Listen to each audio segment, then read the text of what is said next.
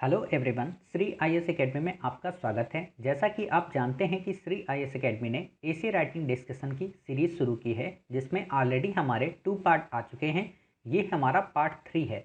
अब आप में से कई सारे लोगों को लग रहा होगा कि सर, ये एसे राइटिंग डिस्कशन की ये सीरीज अलग है और एसे राइटिंग की आप एक सीरीज और शुरू कर चुके हैं। तो जैसा कि आपको पता हो कि एसे राइटिंग की सीरीज में हम अपनी तरफ से आपको बताते हैं कि आपको एसे कैसे लिखना है, और एसे राइटिंग डिस्कशन की सीरीज में आप जो एसे लिखकर हमारे टेलीग्राम चैनल पर भेजते हैं, हम उसे रिव्यू करते हैं और उसे रीचेक करते हैं और आपको फिर नए पॉइंट बताते हैं। क्लियर? तो उम्मीद है आप समझ गए होंगे। तो चलिए शुरू करते हैं। जैसा कि आप देख रहे हैं, ये प्रश्न आपके द्वारा हमारे टेलीग्राम चैनल पर भेजा गया है। आपने इस एसे को कैसे लिखा, हम इसको देखेंगे। साथ ही हम ये देखेंगे कि इसमें और किन पॉइंट्स को ऐड करना है। क्लियर? तो आपका आज विषय है विचार परक संकल्प स्वयं के शांतचित्त रहने का उत्प्रेरक है। जैसा कि आप जानते हैं कि ये इसी वर्ष के यूपीएससी 2021 के मेंस में पूछा गया है।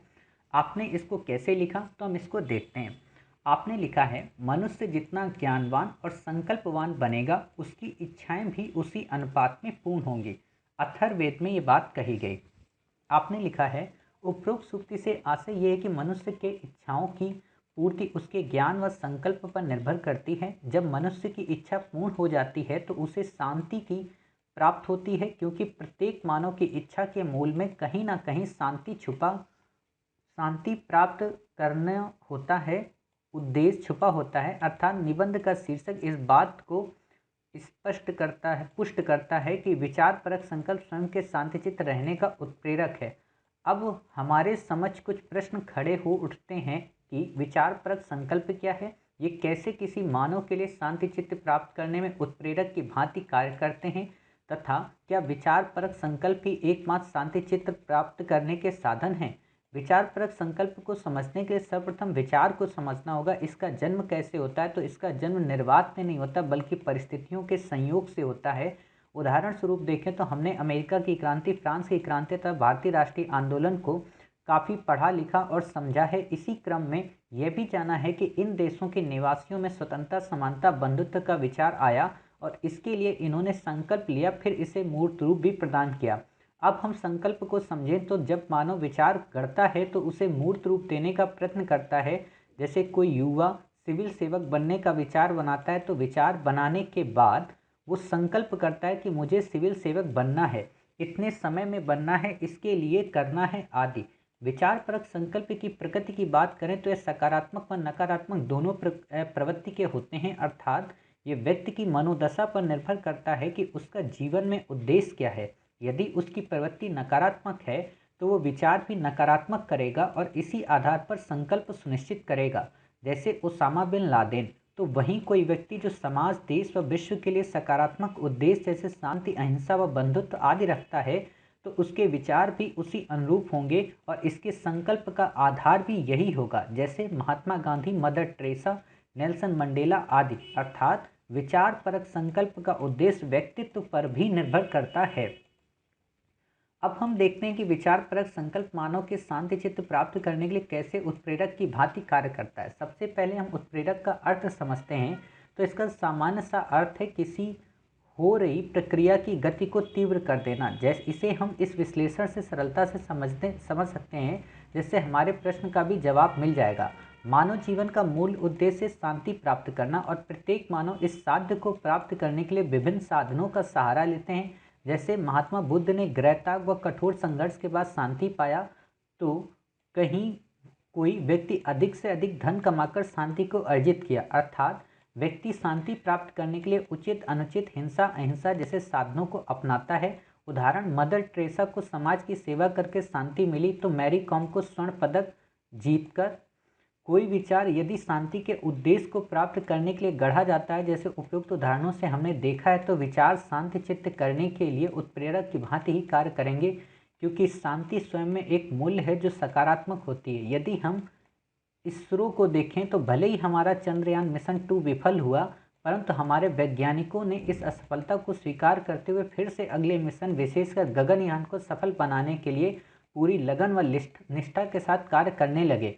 यदि हम उनकी इस समर्पण को देखें तो इसके पीछे का कारण है उनका विचार कि उन्हें अपने देश को विश्व फलक पर नेतृत्वकर्ता के रूप में खड़ा करना है, और इसके लिए उन्होंने संकल्प भी लिया है तथा हमें पूरा विश्वास है कि वो अपने गगनयान मिशन अवश्य सफल होंगे। अंतिम प्रश्न उठता है कि क्या विचारपरक संकल्प के माध्यम से ही शांति चित्त की प्राप्ति हो सकती है?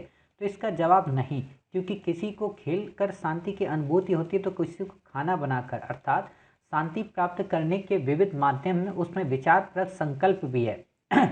हालांकि यदि व्यक्ति का उद्देश्य देश के गौरव को बढ़ाना, सार्वजनिक संवैधानिक मूल्यों का पालन करना एवं स्वयं का विकास करना है आज, तो ऐसे में व्यक्ति को नैतिक विचारों को गढ़ना होगा जिस पर संकल्प को आधार बनाकर अपने उद्देश्यों की पूर्ति की जा सकती है। तब जाकर वास्तविक शांति चित्त की प्राप्ति होगी। काफ़ी अच्छा आपने उत्तर लिखा है और काफ़ी अच्छा आपने ऐसे गढ़ा है।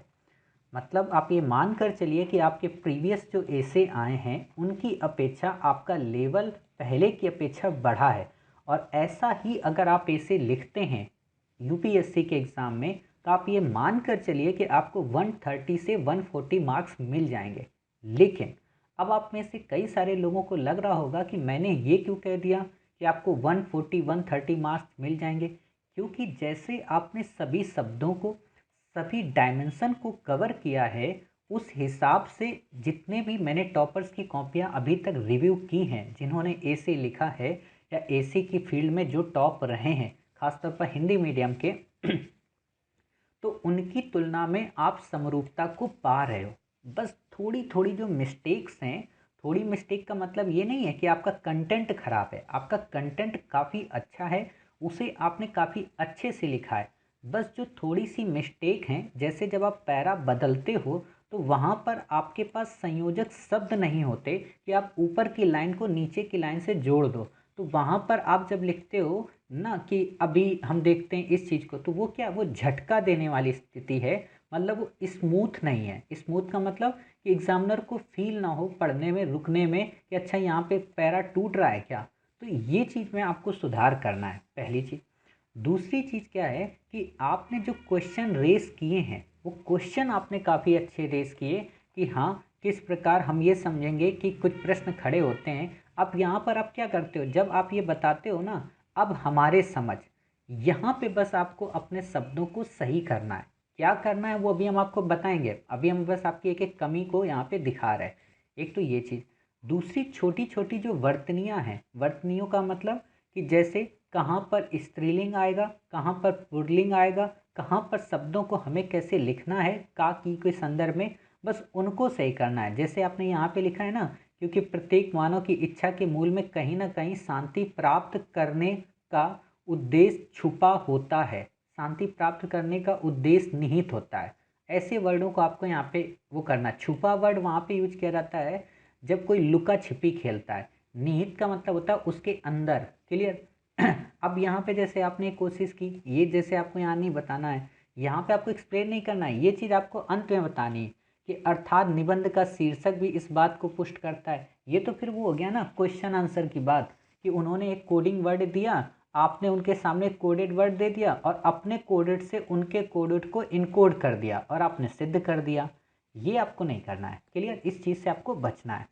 अगली बात ये है कि जब आप यहाँ पर बताते हो कि प्राप्त करने के साधन क्या है, क्या एकमात्र शांति चित्त प्राप्त करने के साधन है, तो यहाँ पर आपको एक कंजंक्शन का उपयोग करना है जो इस पैरा को जोड़ दे। क्लियर। अब इस पैरा को जो कंजंक्शन जोड़ेगा वो आपको वास्तव में एक नई दिशा प्रदान करेगा। क्लियर। फिर आप देखो कि आपने जब यहाँ पर बताया है ना कि अमेरिका की क्रांति, फ्रांस की क्रांति, तो इतना लंबा ये मत लिखा करिए। उदाहरण स्वरूप देखें तो ये मत लिखा करिए।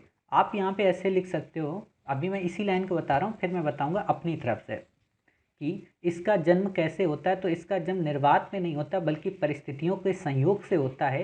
ये एक दिन में बनने वाली कोई घटना नहीं है और ना ही एक दिन में लिखा जाने वाला कोई इतिहास। हम चाहे अमेरिका की क्रांति की बात करें, चाहे फ्रांस की क्रांति की बात करें, या फिर भारतीय राष्ट्रीय आंदोलन की, जिसमें हमने काफ़ी सारे व्यक्तित्व को देखा, उनके विचारों को देखा और उनकी उस दृढ़ता को देखा जिसमें उन्होंने स्वतंत्रता, समानता व बंधुत्व के यशोगान का उद्देश्य निहित था या उनकी स्वतंत्रता, समानता व बंधुता के प्रति जो विचार थे वो काफ़ी सजग थे। आप ये बता सकते हो, समझ गए? मतलब एग्जामिनर को ये फील ना हो कि हाँ आप टुकड़े में लिख रहे हो, आपकी जो लेखनी हो स्मूथ हो, प्रवाह हो, उसमें टुकड़ापन ना हो। आ जाएगा, आप चिंतित मत होइए। काफ़ी आप मेहनत कर रहे हो, आपके अंदर ये सारी चीज़ें आ जाएंगी, मैं देख रहा हूँ। और देखना आप एक दिन ऐसे ही ऐसे और बेस्ट करोगे। और मेरा तो काम है कि आपको और बेस्ट बनाना, नहीं तो मैं ये तारीफ़ करके छोड़ सकता हूँ कि हाँ हाँ आपने अच्छा लिखा है, बट मेरा उद्देश्य है कि आपको बेहतर से और बेहतर बनाना। और यही हमारी अपनी आपकी अपनी एकेडमी का उद्देश्य है। क्लियर? अब आप देखिए फिर क्या है कि अब हम संकल्प को समझें। तो यहाँ पर ये मत बताओ कि ठीक है भाई साहब हमने आपको पहले बता दिया, बताना यही है, लेकिन ये वर्ड नहीं बताना है कि अब हम संकल्प को समझें। अब आप कैसे लिख सकते हो इसको? देखिए, आपने जब बताया इसी क्रम में भी ये भी जाना है कि इन देशों के निवासियों में स्वतंत्रता, समानता, बंधुत्व का विचार आया और इसके लिए इन्होंने संकल्प लिया, फिर इसे मूर्त रूप भी प्रदान किया। ये मूर्त रूप न केवल उनके व्यक्तित्व को गढ़ता है, बल्कि उन्हें इस बात के लिए प्रेरित करता है कि उन्हें अपने भविष्य में या अपने युग के निर्माण के लिए क्या करना है। जैसा कि भारत के संदर्भ में अगर हम देखें तो एक सिविल सेवा की तैयारी करने वाला युवक बाल्यपन से ही सिविल सेवा के प्रति अपनी रुचि को किस प्रकार से साकार रूप देने का प्रयास करता है, आप ये बताओगे और फिर आप इसके उत्तर को गढ़ते जाओगे। क्लियर? तो आपने ये देखा, फिर आप देखोगे जैसे आपने ये किया कि विचार परक संकल्प की प्रकृति की बात करें। अब आपने इतना चीज कर दिया, स्मरणीय हो कि विचार परक संकल्प की प्रकृति सकारात्मक और नकारात्मक दोनों तरह की होती है।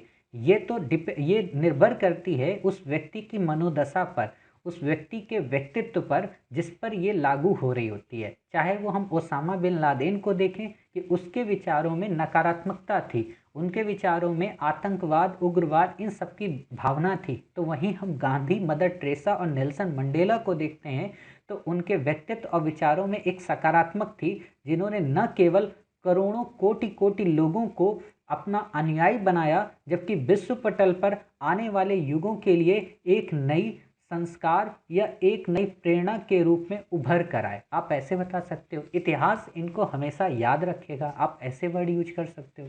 समझ रहे? मतलब जब आप लिखो तो एग्जामिनर को फील हो कि हाँ आपने कुछ बहुत अच्छा डेप्थ में उनको बताया। अब जब आप ये कहते हो कि अब हम देखते हैं, ये देखो कितनी बार रिपीट हो रहा है, अब हम देखते हैं, अब हम देखते हैं, तो इससे एग्जामिनर थोड़ा सा इरिटेट हो जाएगा। क्लियर? तो ऐसे शब्दों से बचना है।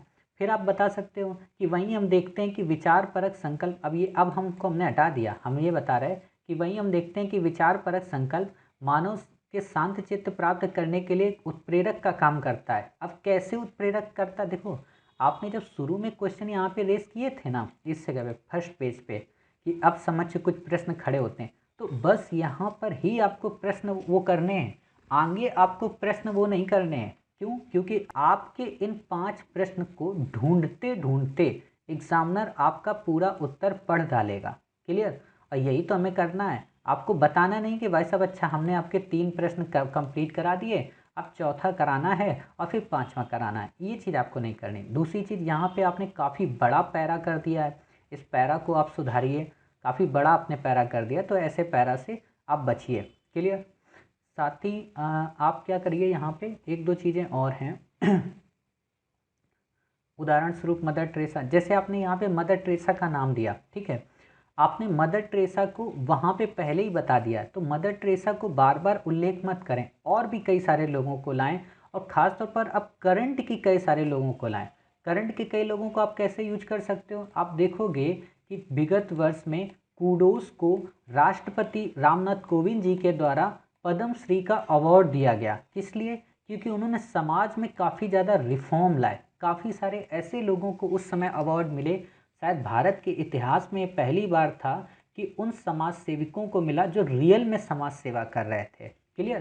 तो आप उनमें से किसी 2-3 लोगों का नाम यहाँ पे डाल सकते हो, या सिर्फ आप कूडोस ही डाल सकते हो, तो आपका ये जो उत्तर है काफ़ी अच्छा हो जाएगा। क्लियर? आप सिंधु ताई का नाम डाल सकते हो, क्योंकि ये करंट के हैं, हमने इतिहास के बता दिए, हमने वर्ल्ड हिस्ट्री के बता दिए, वर्तमान के अब हमें बता देने हैं। क्लियर? आप कई सारे आईएएस ऑफिसर्स का जिक्र कर सकते हो, आप कई सारे लीडर्स का जिक्र कर सकते हो, चाहे वो अटल बिहारी वाजपेयी साहब हों या फिर आप किसी अन्य लीडर का जिक्र कर सकते हो, कांग्रेस के किसी लीडर का जिक्र कर सकते हो, पंडित जवाहरलाल नेहरू जी का जिक्र कर सकते हो, इन लोगों का जिक्र कर सकते हो कि ये लोगों ने किस प्रकार मतलब भारत लोगों को मतलब प्रमोट किया, लोगों की समाज सेवा की। क्लियर? ऐसे क्या होगा कि एग्जामिनर को लगेगा अच्छा आप करंट से भी अपडेट हो। आपने यहाँ पे एक ये लाइन लिखी है कि मदर टेरेसा को समाज की सेवा करके शांति मिली तो मैरी कॉम को स्वर्ण पदक जीत कर। अब यहाँ पर आपने क्या कर दिया, आप समझिए थोड़ी देर के लिए, जब आप इथिक्स पढ़ते हो कि मैरी कॉम को शांति क्या तभी मिलती है जब स्वर्ण पदक वो जीतेंगी। समझ गए? मैरी कॉम को शांति कब मिलती है? स्वर्ण पदक की भूखी नहीं होती है मैरी कॉम। एक चीज़ मैं आपको बता दूं, कोई भी बड़ा जो प्लेयर जब वो खेल खेलता है ना तो अपनी खेल के पदक से कभी नहीं खुश होता। वो खुश किस चीज़ से होता है कि उसने क्या अपनी उसमें मेहनत की, उसने क्या अपना उसमें 100% दिया और उसने अपना 100% दे दिया। सफल हुआ या विफल हुआ इस बात से कोई मैटर नहीं करता। क्लियर? मैरी कॉम को खुशी इस बात की होती है, जब आप इनकी बायोग्राफी ऑटोबायोग्राफी पढ़ेंगे तो वो बोलती हैं कि मैं सबसे ज़्यादा मेरा ध्यान ये होता था कि मैंने आज कितनी प्रैक्टिस की, मैंने आज रिंग में कितनी प्रैक्टिस की, और जब तक मैं 1 से 2 घंटे अपनी प्रैक्टिस नहीं कर पाती थी तब तक मुझे सुकून नहीं मिलता था। कहीं पर उन्होंने नहीं कहा कि मैं जब स्वर्ण पदक जीत जाऊंगी तब मुझे खुशी मिलेगी। ये नहीं है, स्वर्ण पदक जीतना महत्वाकांक्षा है, शांति नहीं। क्लियर? तो ये चीज़ें आप थोड़ा ध्यान रखिए, ऐसे शब्दों से बचिए। हालांकि इतने कीवर्ड्स पे जाकर कोई कभी चेक नहीं करता है, बट मैं आपको समझा रहा हूँ क्योंकि ये इंटरव्यू में भी आपसे क्वेश्चन पूछा जा सकता है। फिर है कोई विचार यदि शांति के उद्देश्य को प्राप्त करने के लिए गढ़ा जाता है, जैसे उपयुक्त उदाहरणों में हमने देखा। अब यहाँ पे आप बार बार वही रिपीट मत करो, आगे बढ़ो। एग्जामिनर को बार बार यहाँ पे ये मत याद दिलाओ कि हमने उपयुक्त क्या देखा। अंत में ये लाइन आएगी कि उपयुक्त बातों से जब निष्कर्ष हम लिखते हैं, क्लियर, तब हम यहाँ पे बताएंगे।